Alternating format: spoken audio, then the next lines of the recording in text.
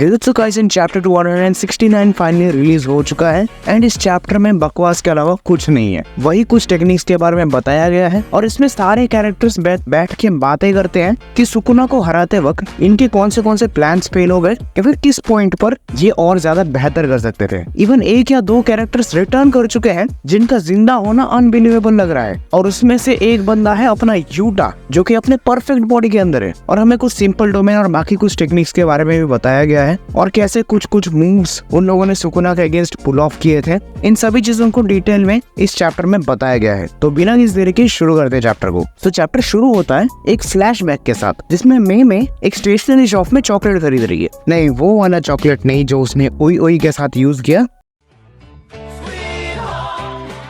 अब यहीं पर हम प्रेजेंट में आते हैं। चैप्टर 268 में हमने देखा कि सुकुना को हराने के बाद मेगुमी, यूजी और नोबारा मिल जाते हैं और वो सब लोग मिलकर यूटा को देखने जाते हैं और हम यहाँ देखते हैं कि यूटा कम्प्लीटली ठीक है और वो अपनी ओरिजिनल बॉडी में है। अब यहाँ पर लोग मेगुमी से पूछते हैं कि भाई तुझे अभी कैसा लग रहा है, जहाँ मेगुमी भी रिप्लाई करता है कि उसको अभी भी अपनी दिमाग में थोड़ा बहुत फॉगीनेस में महसूस हो रही है क्योंकि भाई उसके सोल ने गोजो का अनलिमिटेड वॉइड भी सहा था तो उसको रिकवर होने में थोड़ा बहुत टाइम लगेगा। यहाँ पर मेगुमी बाकी सभी लोगों से माफी मांगता है, इवन यहाँ पर यूजी भी माफी मांगता है, लेकिन कुसाका भी यूजी को डिफेंड कर लेता है और सारा ब्लेम गोजो पे ठोक देता है कि भाई तुझे गोजो ने पहले नहीं मारा इसलिए ये सब कांड हुआ। इस पॉइंट में मुझे समझ नहीं आ रहा है कि कुसाका भी यूजी को डिफेंड कर रहा है या फिर उसको और गिल्ट महसूस करवा रहा है। यहाँ कुसाका भी यूजी को आगे तसल्ली देता है कि उसकी कोई गलती नहीं है, वो बस केंजाकू के लिए एक प्यादा बन गया। आगे कुसाका भी कहता है कि वो यूजी के साथ क्या करना है ऐसे डिस्कशंस में इन्वॉल्व तो था पर ओवरऑल यूजी के एग्जीक्यूशन को डिसाइड करने में कुसाकाबे का कोई हाथ नहीं था। तो ये सब बातें होने के बाद यूजी पॉइंट पे आता है और ओकोत्सुको को पूछता है कि आखिर तू जिंदा कैसे है। तो यूटा एक्सप्लेन करता है कि जब यूटा सुकुना के स्लैशेस खाने के बाद अधमरा हो गया था तो शोको ने बस उसे कुछ हद तक हील किया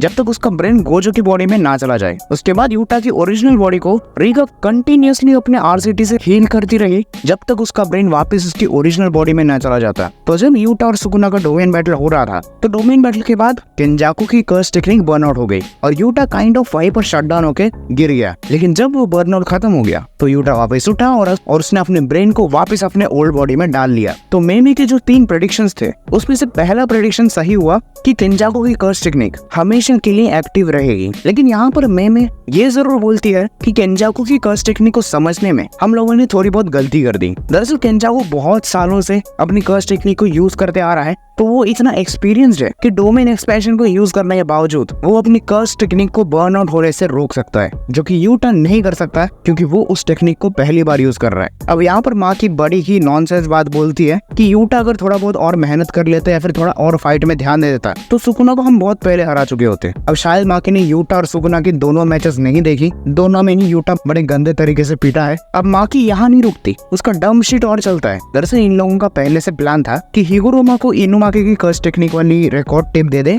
ताकि वो सुकुना को मार सके। तो माकी ऐसे सोच रही थी कि केंजाकू को वो मार देती और यहाँ पर हिगुरोमा सुकुना को इनुमाकी की कर्स टेक्निक यूज करके खत्म कर देता। लेकिन यहाँ पर फाइनली टोडो माकी को सही करता है कि उसकी बूगी की कर्स टेक्निक कभी माकी को अपने अंदर काउंट ही नहीं करेगी क्योंकि उसके पास कर्स्ड एनर्जी ही नहीं है। अगर इसका मतलब नहीं समझे तो मैं समझा देता हूँ। जब यूटा ने केंजाकू को खत्म किया तब वो चुपके से केंजाकू के पास नहीं गया था, ऐसा बस हम सबको लगा था जब हमने वो चैप्टर पढ़ा था। लेकिन असल बात तो ये है कि टोडो ने ही अपनी टेक्निक का इस्तेमाल करके यूटा को सडनली केंजाकू के पास शिफ्ट कर दिया, तभी वो केंजाकू को एक ही झटके में खत्म कर पाया। अब आगे फांडा माकी को कहता है हिगुरोमा का वो रिकॉर्ड टेप काम नहीं करता क्योंकि उस वक्त सुकुना काफी ज्यादा हेल्दी था। जब यूटा ने अपना रिकॉर्ड टेप यूज किया तब सुकुना काफी ज्यादा वीक था। लेकिन यहाँ पर एक सरप्राइज एलिमेंट आता है और हम देखते हैं कि हिगुरोमा जिंदा है इवन ये सब झेलने के बाद।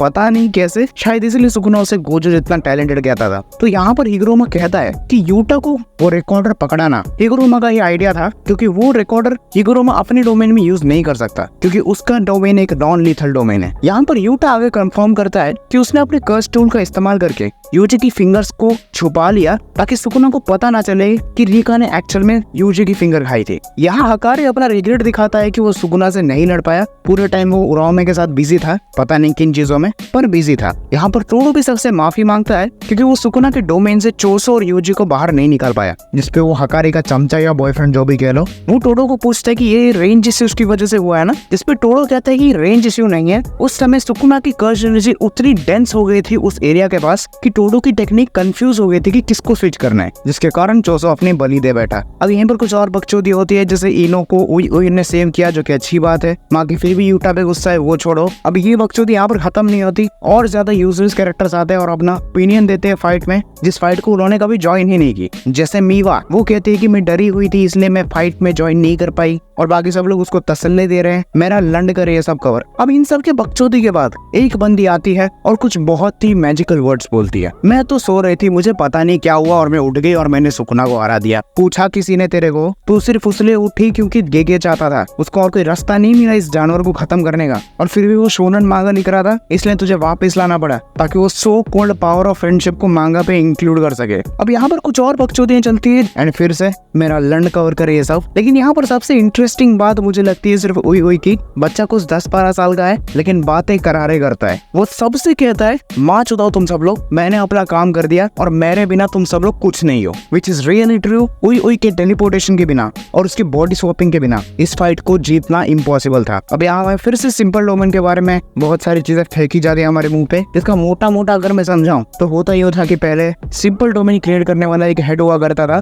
और उसने सिंपल डोमेन को कुछ ही यूजर्स तक लिमिट कर दी, और उन सभी यूजर्स को सिंपल डोमेन यूज करने से पहले उस हेड के साथ एक बाइंडिंग वो बनाना पड़ता है। तो ये एक बड़ी लिमिटेशन थी सिंपल डोमेन के ऊपर। लेकिन अब यहाँ पर कुसाका भी रिवील करता है कि वो नया हेड है शैडो स्टाइल सिंपल डोमेन का, और उसने ऐसा कोई रेस्ट्रिक्शन नहीं रखा है, और अब उसकी वजह से सभी लोग सिंपल डोमेन को यूज कर पाएंगे। अब यहाँ पर हम फिर से फ्लैशबैक में वापस चलते हैं, जहाँ में वो चॉकलेट खरीद रही थी। दरअसल वो उस चॉकलेट खरीदने वाले को कह रही थी कि अब मैं तुझे खत्म करने वाली हूँ, क्योंकि वो जो शॉपकीपर थी वो दरअसल सिंपल डोमेन की हेड थी। तो मे ने उसे मार दिया, उसी की वजह से कुसाका भी हेड बना। तो यहाँ पर वो शॉपकीपर पूछती है कि भाई तुझे कैसे पता लगा मेरे बारे में? तो दरअसल मे को टेंगेन नहीं बताया था, और अब हमें फिर से सिंपल डोमेन के बारे में बताया जाता है। वो सब छोड़ते हैं और हमें पता चलता है कि जो मेजर फैमिलीज है वो ऑलमोस्ट खत्म हो चुकी है, जैसे गोजो फैमिली, जेनिन फैमिली, कामो फैमिली, उसके सिर्फ 1 या 2 सदस्य बचे हैं। तो ओवरऑल यार यहाँ पर चैप्टर खत्म होता है, और ज्यादा अननेसेसरी इन्फॉर्मेशन मुझे नहीं फैलाना, बट कहीं ना कहीं फैंस को लग रहा है कि जुजुत्सु काइसेन का पार्ट 2 आ सकता है, क्योंकि अभी बहुत सारी चीजों को अनएक्सप्लेन छोड़ा गया है, जैसे मर्जर, कलिंग गेम्स, सुकुना की ओरिजिनल बॉडी वगैरह। बस फैंस ऐसा प्रेडिक्शन कर रहे हैं, ये बात कहीं पर भी मेंशन नहीं है। तो बस आज के लिए इतना ही, मैं मिलता हूं तुमको किसी और वीडियो में, तब तक के लिए गुड बाय।